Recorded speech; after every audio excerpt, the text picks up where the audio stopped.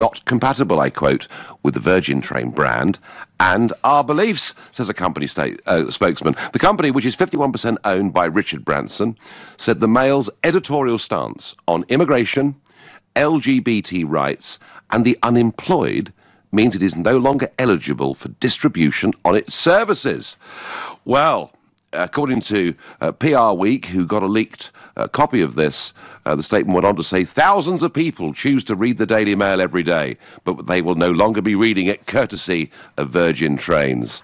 There's been considerable concern raised by colleagues about the Mail's editorial position on issues such as immigration, LGBT rights and unemployment. We've decided the paper is not compatible. We won't be stocking it or giving it away. Well, extraordinary. I mean, it seemed to me the only logical thing to do was to ask Richard Branson whether he would appear on this show to justify this decision, and so what I did, using Twitter, at Richard Branson, I said, as we don't believe in censorship on my LBC show, please can you direct message me to join the conversation from 7 p.m. this evening to explain why you've banned the Daily Mail from Virgin Trains. And it's extraordinary. He's been so busy on Twitter today, at least 8 tweets he'd put out by 6 p.m. this evening, and he hasn't answered me. I'm very surprised. But hey, Richard Branson, you know, the lines are open. We'd love to hear from you. Now, unsurprisingly, the Daily Mail themselves have responded and have said this. It is disgraceful that, at a time of massive customer dissatisfaction with ever-increasing rail fares, and after the taxpayer was forced to bail out Virgin's East Coast mainline franchise, a decision strongly criticised by the Mail, that Virgin Trains should now announce that for political reasons it is censoring the choice of newspapers it offers to passengers. He goes on to say or the Mail go on to say, that they're now, Virgin Trains are selling just 3 newspapers. The Mirror, the Financial Times and the Times. And the Mail asks, is there any coincidence that these 3 newspapers are still all pro-Remain? So they're the 2 sides of the row. And I'm asking you, do you want companies to start deciding what you can or can't read? If you're happy for firms to act like this, then please call me on 0345 6060 973. Or if, like me, you think this is a rather worrying path we're going down, then text to 84850. Or if you have a message you'd like me to read out for Mr. Branson, then tweet using the hashtag Farage and LBC at LBC, and of course watch me on Facebook, comment there too. We're live still from Brussels. Well, I have to say that to me, this is a very dangerous path indeed. We have already seen people being now platformed at universities, so-called safe spaces being created. We have both in America and in the United Kingdom organisations that now bombard people who advertise using conservative newspapers or television shows, and how long can it be before radio falls into that category too? And this is an attempt to stamp out free speech. You know, the limits of free speech is that you don't incite violence or hatred towards people. Perhaps some of you think the Daily Mail does inspire hatred. I tell you what, they've been horrid to me time and time again. But you know what? I believe in a free press, a free society and an open democracy, and banning the Daily Mail from being sold on Virgin Trains is the wrong step, in my opinion. Tell me I'm right, tell me I'm wrong. Tony, a new caller to the show from Wimbledon, what do you think? Good evening. Hiya. Well, I think you're quite right. I think the first thing is freedom of speech. You've got to give everybody all the information for them to make their own mind up. And I think that's only fair. Yep. And secondly, I don't believe Virgin own the rails anyway. So how can they run a rail line on something they don't own and stop free speech, as it were? Well, there is a track and train separation, Tony, but they have the franchise for some of those lines. So yeah, they have shops on their trains, and you can buy, a chocolate bar, a coffee, or a newspaper. It's just that the choice of newspapers, apparently, if the Mail are right in their criticism, Tony, your choice of newspaper is the Mirror, the FT, or the Times. So if you're a leaver, you haven't got much choice, really, have you? Well, the other thing is the type of coffee and tea they sell. Is that ethically sourced? Can we look into that? Will they stop selling certain types of coffee and tea? Well, no, it's a fair point. No, Tony, tell me, are you a Daily Mail reader? I do read the Daily Mail, yeah. You do? And you like it, yeah? So, Tony, stay there. Stay there, because I've got Maloud about to come on the line from Grays, another new caller, and he's going to take a different view. And I want Maloud to speak and Tony, you to respond. Maloud, good evening. Welcome to LBC. What's your view? Hi, Nigel. How you doing? I'm fine. Far away. It's all yours. Yeah. So, my view is, well, I don't like the Daily Mail. I don't read it, but I'm not here to bash the Daily Mail. I mean, plenty of people have already done that. What I want to say is the current political stance is that we're privatising the trains and the railways. And if we're privatising them, then surely you can't have it both ways. You should let these private companies do what they want. That's one of the downsides of privatising them. You don't have control on what they sell and what they don't. Well, the argument that comes back, Maloud, from the Daily Mail is that actually substantial government money has been used to bail the whole thing out because it was losing so much money, and train operators like Virgin were about to walk away. So it's actually, to be honest with you, it's a mixture of public and private money.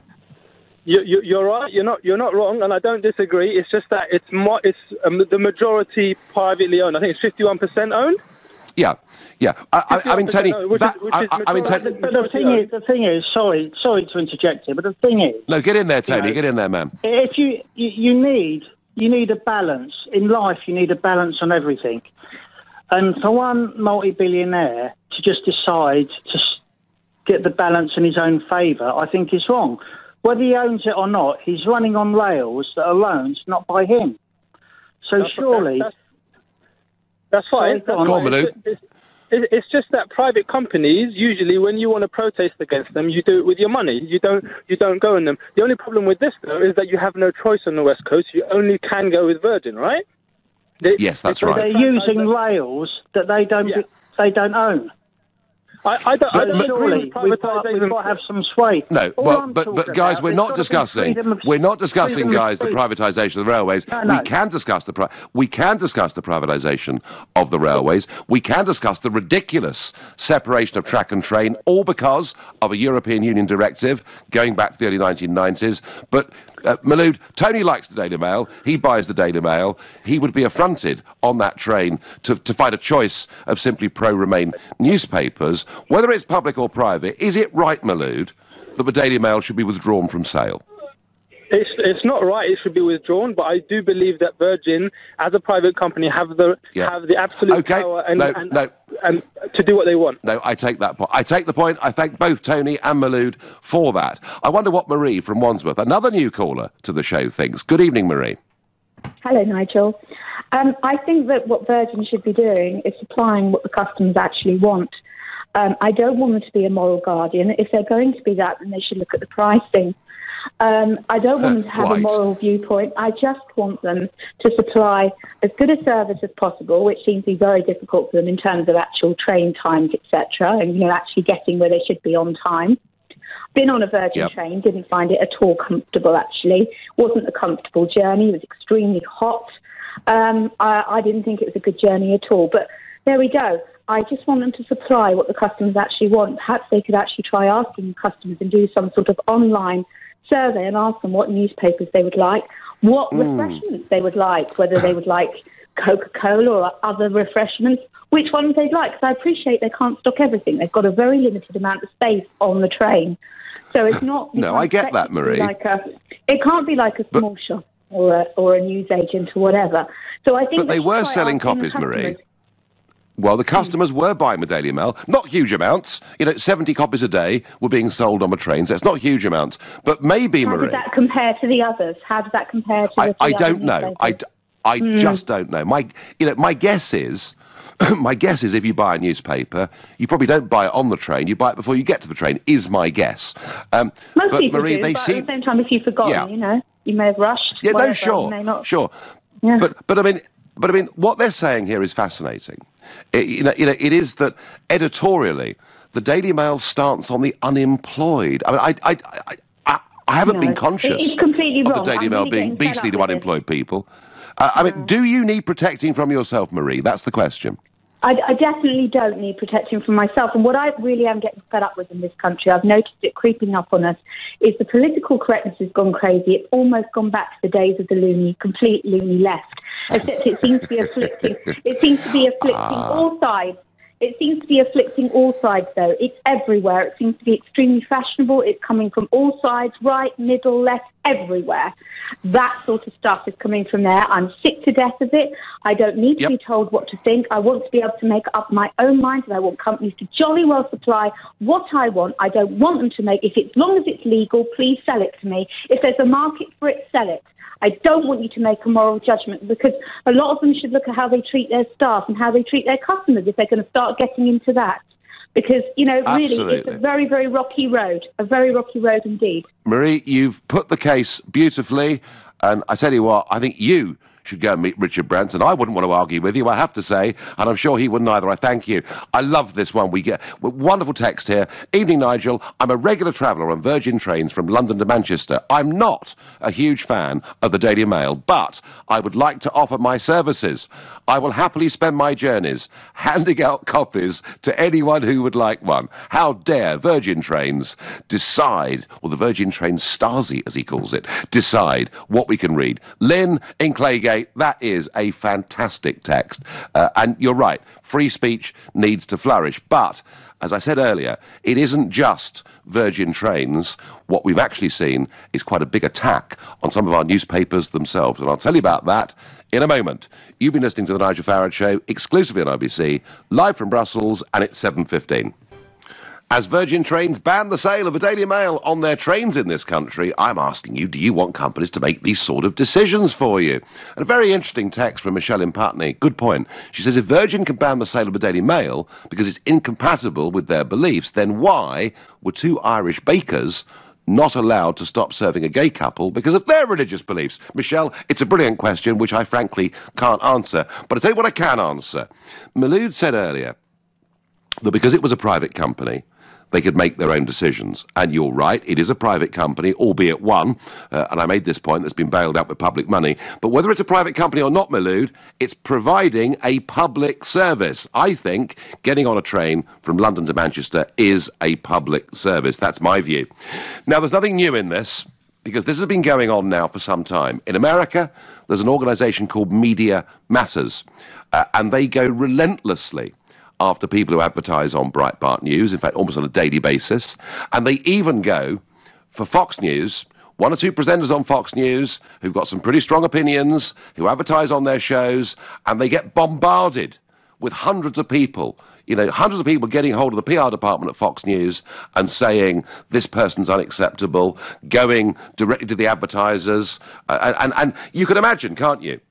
You're a PR person sitting in an advertising company, you get the odd complaint about your product or about an advert, and suddenly you're bombarded. You probably begin to think, gosh, the whole world hates this organisation, we'd best withdraw our adverts. Well, I'm sorry to say that trend has spread across to this country, because the NSPCC last year ran some adverts in the Sunday Express, and they were targeted by a new organisation set up last year that is called Stop Funding Hate. Interesting that groups on the left that object to people on the right always seem to use the word hate or something similar in their titles. And the NSPCC actually stood their ground, but in other cases, this has not happened. So Paperchase, who are a big stationery chain, did a big ad with the Daily Mail. They were then targeted, and guess what? Paperchase then publicly apologised for advertising in the Daily Mail, and it doesn't stop there, because Pizza Hut ran some adverts of how you could get a free pizza in the Sun on Sunday newspaper, part of an offer, a big promotion, and guess what? They were bombarded, and Pizza Hut apologised for advertising in the Sun. Now, the NSPCC had a bit more backbone than this, but as I say, you work for Pizza Hut, you're in the PR department, you're 24 years old, it's your first job in PR, and suddenly hundreds of people tell you that the Sun is an extremist, hateful thing, and that if you as an organisation continue to advertise in the Sun, they will stop coming to Pizza Hut. They'll tell their friends to stop coming on Pizza Hut. They'll put out online what an awful company you are, and you say, oh my goodness me, I best do something. So I panic. I think this is frightening. I think it is limiting free speech. It's an attempt to shut down debate, but to show just how balanced I like to be on this programme, there are others that take a different view. Owen Jones takes a very different view. He wrote an article saying Paperchase rejecting the Daily Mail is a victory against hatred. It is a victory for basic decency. Britain's tabloids are among the most hateful and vicious in the Western world. Don't I know it? They have dictated for far too long what is politically permissible, rallying behind policies that benefit the countries. Okay, well, it sort of gets boring when he moves on to about the elite and everything. But, you know, there are people like Owen Jones who think it's great, it's fabulous that we take away the income from organisations that push what we would broadly call conservative or patriotic views. That is what is going on out there, folks, and Virgin Trains are part of it, and I think it's repellent and dangerous. Tell me I am wrong. Oh, I'm being corrected here. I apologise, James. You've sent me by text. I said Mr. Branson. Idiot me. It's Sir Richard Branson. Virtually everyone seems to have a knighthood who we talk about on this show every evening. Our next caller is Jack from Ashford and is our fourth new caller in a row. Good evening, Jack. Yeah, hi, Nigel. How are you doing? I think there are 2 points to this. So, First of all, as a private company, they are well within their rights to stock whatever products they like. Had they simply withdrawn them from their shelves, stopped distributing on the trains, then I think that's no problem at all. They could have done that quietly and had no issues. Yeah. But what they've done is that they've gone into a second stage where they've turned it into a sort of a cynical PR opportunity, possibly as an attempt to draw attention away from Lord Adonis's comments last week about the bailout. And I think once you get into that situation, you've got a case where a multi-billionaire is trying to dictate the terms of debate in this country. And I find that quite worrying. Now, I'm no fan of the Daily Mail. I really can't abide that paper and I would never buy it. However, I do worry when these sort of powerful media barons and various oligarchs start to tell me what I can and can't read. Yes, I mean, they said that they objected to the Mail's editorial line on LGBT issues, on immigration, and on the unemployed. And Jack, I don't for the life of me understand what that bit means. Do you? No, I wouldn't begin to guess. Incidentally, I once applied for a job at the Daily Mail, and part of the application process was to write a 3,000-word essay on what makes me angry. So make of that what you will. Well, you know, there are lots of things that sell newspapers: sex, anger, optimism. I don't know, Jack. I mean, look, you know, the Daily Mail does represent a considerable voice in this country. It still sells considerably over 1 million copies a day. And Jack, you know, as I say, they've written all sorts of things about me, and I sort of, you know, put my head in my hands and think, why am I doing this? Why am I in politics? But I wouldn't attempt to stop them or ban them anywhere because I believe in a free press. I mean, Jack, where do you see, I mean, you believe in free speech as I do, we maybe come from a different perspective. Where do you see the limits of free speech? Well, I think that if somebody is inciting violence or they are publishing private medical details, then I think possibly there's a role for the state there to step in and say, no, that's not acceptable. But apart from that, I really don't see it as anybody's business to tell anybody else what they can and can't say or what they can and can't read. Yeah, and we certainly don't want knighted billionaires trying to influence what we read and what we think, yeah? You said it, Nigel. Thanks very much. Terrific, Jack. Great call. Thank you very much indeed. Apoplectic Daily Mail readers don't seem to understand that they can buy their newspapers elsewhere and read them. It's not censorship. It's not an attack on free speech. I get on Twitter anonymously. Oh, yes, it is. Tell me who you are. Ring up 0345 6060 973 and tell us that down the line. Paulette thinks on Facebook, another form of censorship by the people in a position to manipulate people's thinking. I can't call them the elite, as I find them somewhat lacking. Andy says, well, you can't argue that it goes against people's freedom because Virgin are exercising their freedom to stock the products they wish to stock. Andy, fine. But it is, I repeat, in my view, whether it's a private company or not, that train line to Manchester and elsewhere is a public service. And they could, as our previous caller have said, if as a private company, have quietly withdrawn it, they've chosen to go to political war over it to try to make a point. They're very different things. Abbas is calling from Redbridge. Good evening. Hi there. Good evening, Nigel. I'll be the brave one and phone up against your view, Nigel. I think it was Mark Twain who said, go for it. Mark Twain who said that it is easy to fool people, and I think he said it's impossible, very difficult to convince people that they've been fooled. The reality is that I think we sometimes give too much credit to people being able to work out for themselves the reality of what is actually going on. The media have a very important and actually a very influential role in society. And I think going back to your point, which is that if an outlet promotes hatred, then yes, we should take action against that type of an organisation. And I think the Daily Mail actually does do that. And when we talk about... Do you really? Yes, I do. In fact, there was a story a few years ago, and I'm a Muslim, and there was a story a few years ago, and there's a lot of anti-Muslim sentiment in the Daily Mail anyway. But yeah, I have no problem if somebody wants to criticise my religion for whatever is truthful. But when you start making stuff up and cause hatred amongst the community, then that is dangerous. There was a story... Abbas, is it... Abbas, where there was a story... Can I just ask you, Abbas? The headline... Sorry?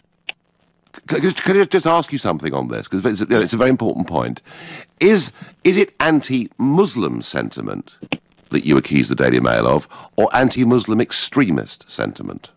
No, anti-Muslim sentiment, because there was a story a few years ago which was Muslims stopped cooking pork in cafe. That was the headline. Now, when you read the headline, obviously people say, oh, here we go again, Muslims imposing their religion on us Brits. You know, but the reality was, when you actually read the story, it wasn't that at all. The man cooking the pork was a Turkish Muslim cafe owner. And the woman who actually complained was a non-Muslim next door because he didn't have a license. And it's misleading headlines like that and stories like that I think do promote hatred in society. Newspapers, and they're not positive, and they're not good. You could argue that whether they're writing about the Catholic Church, you know, something a vicar's done with one of his parishioners, and the number of times I've looked at articles about me and thought the headline, crikey O'Reilly. Then you read it, and it's completely different. I think the newspapers do have license to write headlines that don't necessarily reflect the story. And do you know what, Abbas? They've been doing it for at least 150 years. They're not about to change. I certainly, you know, if there was a consistent campaign of singling, out a group in the community and genuinely inspiring hatred against them, then I would be with you. I don't think the Daily Mail does that. I know you do. I thank you for your point of view and your call. You're listening to the Nigel Farage Show, exclusively on RBC, live from Brussels, and we've got the news headlines now because it's 7:30. We are not debating tonight whether you like the Daily Mail or not. Whether you do or don't, it's a very important part of our national debate. Of that, there is no question. But we are debating whether it's right for Virgin Trains running train services around this country to ban the sale of a Daily Mail and to apparently only have on the shelves Remainer newspapers. Is it right that Sir Richard Branson decides what we should be able to buy and read on his trains? That's the opinion I'm picking up. But I have to think about Westminster today because this amazing reshuffle, which has now been going on for 2 full days, it would seem, I think has now come to an end. Talking us through all of this, and it, my goodness me, didn't it look chaotic last night, is Theo Usherwood, LBC's political editor. Tell me, Theo, that the Prime Minister has had a better day. She has had a better day, Nigel. Yep. Last night we were talking about it, weren't we? And I said that the Cabinet was looking very male, stale and pale. And, of course, it was supposed to be the diversity Cabinet. bringing That's in right. fresh blood, more representative of the country that it seeks to represent.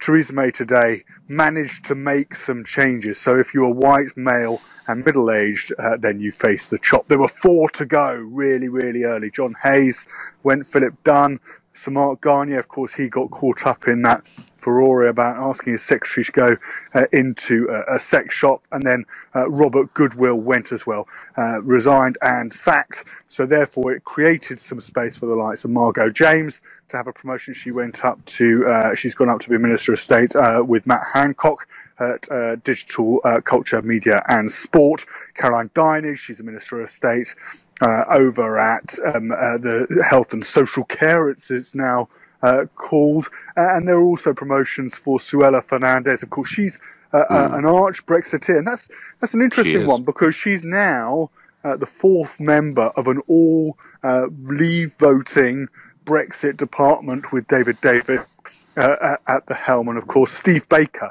That was another interesting one because there was some possibility, some talk that there could be a minister in charge of a no-deal Brexit contingency planning, call it what you will, but with the specific task of going into cabinet every week and updating the Prime Minister and the most senior ministers of this country about exactly what preparations the government had in place if Britain was to simply leave the European Union and without a deal and revert to World Trade Organization rules. Now, the government stuck to it. They've decided that they can't...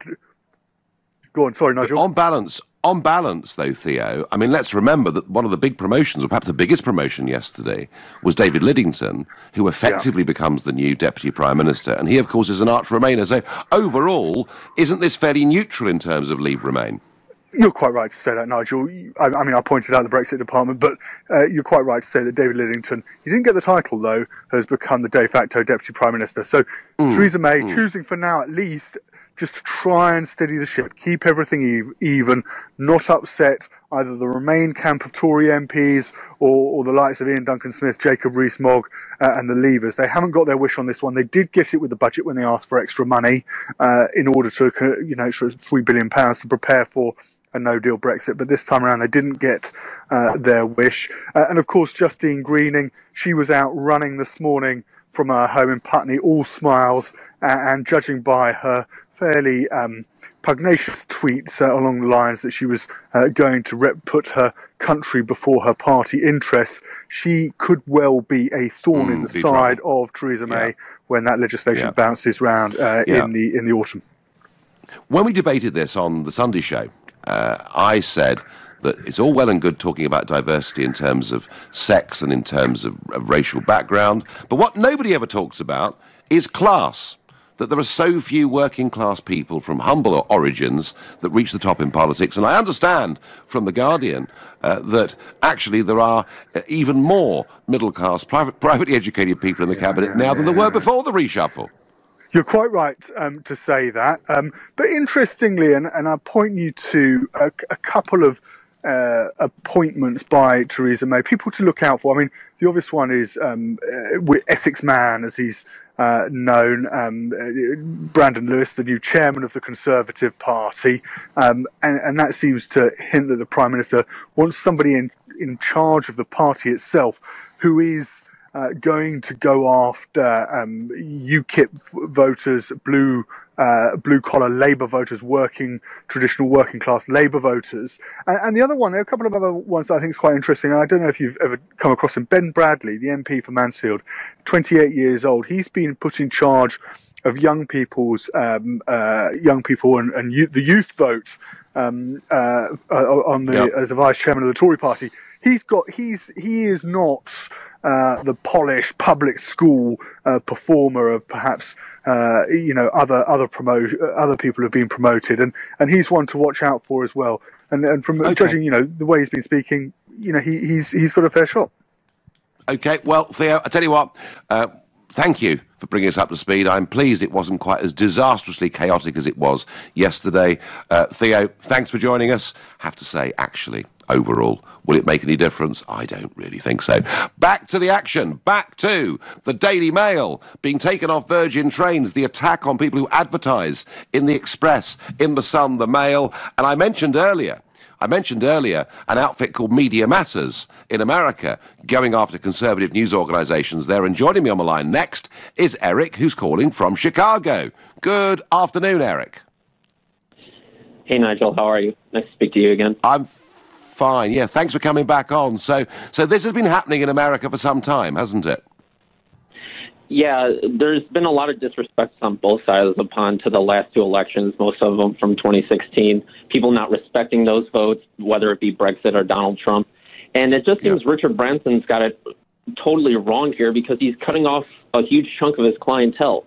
Why don't you want to get those people, get their money, get the markup price for the Daily Mail when they ride your trains, especially since they're a service, they're a train service. They want to cast the biggest net as possible.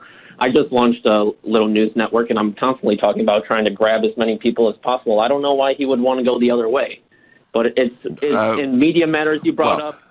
You brought up Owen Jones, so there's a lot of Marxists here that we need to talk about and who are problems, who are trying to brainwash the public into thinking their decision was wrong. Yeah, I mean, you're right. That a lot has come from 2016. There was a total lack of acceptance of those two dramatic election results. But it's deeper, isn't it, Eric, even than the Daily Mail or Media Matters? It's even now right through our universities, isn't it?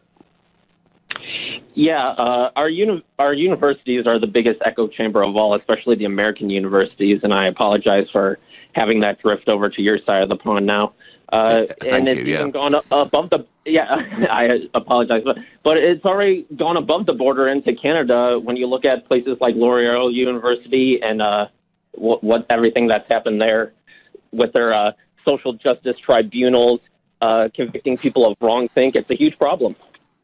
Yeah, and Eric, it's funny that it's happening in America because you've actually got your Constitution actually states the freedom of people to speak as they wish, doesn't it? Yes, it does. And I think if Sir Richard Branson tried anything here, his business would take a huge hit. I'm sure it's going to happen in Britain as well. And they're not, like an earlier caller said, they're not necessarily styling and profiling at the moment. They should be careful. Yeah, no, Eric, fair point. Thank you very much indeed. Well, there are risks, I suppose, for any company to take a political stand of any kind at all does involve a fair bit of risk. I was talking to quite a well-known national entertainer, and he has quite strong political views.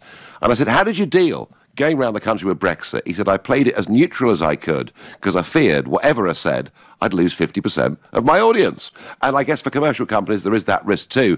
Sajil is joining us from Harrow. Good evening. Good evening, Nigel. First time caller to the show. How are you? Well, you're very welcome. Thank you. I'm fine. I'm just worried, Sajil. As I say, I think what we're seeing effectively is a form of censorship. It's a demonization of people who've got conservative views, who've got patriotic views, and I think it's worrying. Yeah, I'd just like to clarify on the point that you and your previous caller raised a couple of minutes ago, where he cited the case of the bakery. Now, these are two completely different things. The reason being that the bakery case relates to the Equalities Act of 2010. Parliament passed that act and said that there are certain protected characteristics that cannot be discriminated against. And I'm afraid that political opinion isn't one of them. So, as I believe you are a man of liberties, aren't you? Yeah. Yeah. So, this isn't a legal matter. It's one of opinion. And if it's one of opinion, I don't see how this is any different than what brand of coffee they choose. It's what they choose to put on sale on their own trains. If they choose to not sell a newspaper, that's not illegal, and it's not related to the case of the baker. That's just an opinion. People are free as they choose to leave the train and buy their own newspapers. I think that to relate this to Remainer newspapers, as you put it, or to relate this to a lack of political freedom, I think it's a bit over the top. As I said, it's no different than what brand of coffee they choose. Is it censorship, Sajil? Sajil, is it censorship? I don't think it is, no. People are free to read what they want. Well, no, they're not if they travel on Virgin trains, are they? I mean, come on, you know. Sejal, look, you know, whatever you may think about the Daily Mail, and whatever you may think about private companies being at liberty to do within the law what they want, the fact is these trains are a public service, aren't they? Yes, they are public service, but people are free to buy the newspaper or to read it online as they can, as they want. What they're only saying is, look, we're not going to sell this for whatever reason that is. If it is because what they say, then it's well within their freedoms. I think to link this to such a divisive thing as it is Brexit, it's just to stoke more fire onto... Hang on, Sejal, I didn't do that. Virgin Trains did it. They didn't just withdraw the Daily Mail.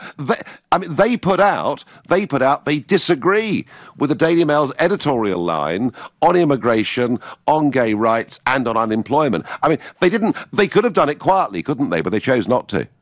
Yeah, but well, they didn't do that with the Telegraph, or they didn't do that with the Daily Star. They didn't do that with any other newspaper. Surely it was something that they wrote that they didn't agree with, and the fact that the Telegraph, for instance, which is a Romanian newspaper, is still selling there, it's hardly considered. The Telegraph. No, the Telegraph's a Leave newspaper. But anyway, Sejal, look, I tell you what, we may disagree, but the one point about LBC is we won't ban anyone as long as they're polite, as long as they behave. And we might disagree, Sejal, but you certainly have behaved. You're listening to the Nigel Farage Show, live from Brussels. It is now 7:47. I've only got 10 minutes left, and Sir Richard Branson has not yet responded to our kind invitation to have him on this show to argue his point. I can't understand it. I thought he'd been racing to be on here to explain his opinion. And, of course, part of this debate is about whether we like the Daily Mail or not. It shouldn't be, but it always is, because the Mail raises very strong opinions. Annie says on Facebook, good riddance to the Mail. Well, okay, Annie, but, you know, I say it's really about choice. And I do genuinely believe this. Matt says, whatever happened to freedom of choice? Snowflakes eventually melt. And Jan says, Nigel, you've once again persuaded me to agree with you. Virgin may be a private company, but it still provides a public service, so they should cater for every type of reader. Jan, that is exactly my position on this. If it was a private shop, you know, sure, they are entitled to stock whatever they want, but this is part of an overall much bigger trend, which is why I had that discussion with Eric from Chicago about American universities. It's why I talked about, you know, companies like Paperchase and Pizza Hut being bullied into apologising for advertising with our leading selling daily newspapers. Simply can't be right, in my view. I wonder what Matthew in Leicester thinks. Good evening. Well, I'm really sorry that I'm not Richard, so I do apologise, but I do disagree with you, purely because... Okay. And I'm looking at this from a slightly different angle, and I very rarely disagree with you, so I'm quite looking forward to this. In 2015, you went on to the Andrew Marr show, and you was quite rightly, and you was doing a sterling job, saying that you would be wheedling out people from your party that did not agree or conform to party ethics. Now, essentially, what Virgin Trains have done, and this is in my view, is they are stocking something which does not conform to their ethics and does not conform to their standards of what they want to be producing on their service. And so what they've done is they have eradicated it, just in the same way, and we won't mention any names because it's all in the past, that you have done with certain people in your former party as party leader. So I was running, Matthew, a political party. I wasn't running a public service. But would you say that as a political party, it is acting on behalf of the public? So therefore, in essence, it could be deemed as being a public service. Well, I felt public service in the same light, but you was acting upon the public. Matthew, I mean, for example, I felt that people with serious criminal records should not be allowed to be candidates for UKIP. But I don't think Richard Branson would say that people with criminal records couldn't travel on Virgin Trains. So I think there are some quite big differences between the two of them. And as I say, Matthew, you know, the way that Virgin Trains have described the Daily Mail, the issues they've raised, I mean, this is actually a political war, isn't it? I don't think the move was intended to be political. I think what they've essentially done is, because remember, it is also partly only by 2% less owned by Stagecoach. And I would imagine they will have had to have been consulted with regards to this. And obviously, the Stagecoach services generally will contain something like the Metro or whatever, and they're free for anyone to take. So I think, again, they will have been consulted with this, and Stagecoach is a non-partisan company. I think that's been shown and proven. So essentially, I don't think it was originally designed as something political.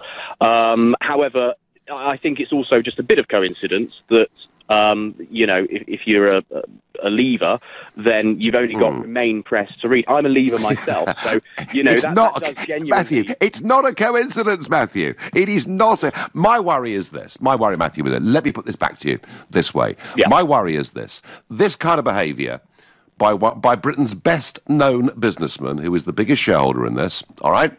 And he can't run away from this and say he's not responsible, because clearly he is, and who knows, he may ring him in the next couple of minutes. Who's to say? But my worry is this. This encourages a form of mob rule. And I think when you get these organisations being formed, as I said, Media Matters in America, Stop Funding Hate in this country, and when they encourage their group of activists to bombard commercial companies who are advertising, I think, and then a couple of PR people, young, inexperienced PR people, run a mile from it. I think we're headed towards mob rule, and that worries me, Matthew. Yeah, I would agree. That is concerning. But I'll throw the question back to you. If you was the chief executive of a company, whether it's political, non-political, or whatever, and there was something which was believed or perceived to be by your screening department or your media department to be non-conformative or compliant to the ethics that you set out or your mission statement, would you continue down that course, or would you do something about it? And your track record, Matthew, the point is, would do something about it. Yeah, no, sure. But let's be clear, Stop Funding Hate are attacking The Sun, the Daily Mail, and the Sunday and Daily Express. They are attacking all the centre-right conservative papers, and I just think this is a worrying development from the left. Matthew, I'm going to love you and leave you. Thank you for your call, because I want to go to Catherine, who's calling from Great Yarmouth. Good evening, Catherine. Hello, Nigel. Well, just a funny thing, while we were in the break, the first advert on was for Virgin Holidays. And the Virgin Holidays, I would have thought that they had a big clientele going to Florida on those planes who read the Daily Mail. I mean, this is also a private company, and it can be affected very seriously. But my real point is, this is the most dangerous thing that we have got going on in society at the moment. It's going on in Google. They are targeting right-wing websites. Twitter is just poof. Accounts with a million people, maybe yours could just go instantly like that. These are private companies. We didn't vote for these people. They are not the Stasi. It is absolutely the most dangerous thing we've got going on in society at the moment, worldwide. Now, the counter-argument would be that Twitter and other companies have removed people who have been putting out extremist, dangerous messages that have actually been encouraging violence and hate. Yes, but you know, it depends what is an extremist, dangerous message. I mean, if I show a picture of aeroplane going into 9/11, and that has happened to somebody this afternoon called Zivi Lando, who has thousands and has never, I would argue, encouraged hate. He has put up factual points. And Catherine, I think you've brought a whole new dimension to this, but in many ways you're right. There is an increased degree of censorship. Freedom of speech is being cracked down upon. I thank you. There are limits, folks, to free speech. Of course there are. But I do not believe the Daily Mail ought to be banned from anywhere, even if they've regularly been beastly to me. So what? It's a free press. It's a democracy. You've been listening to The Nigel Farage Show here on LBC. I'm back tomorrow evening at 7.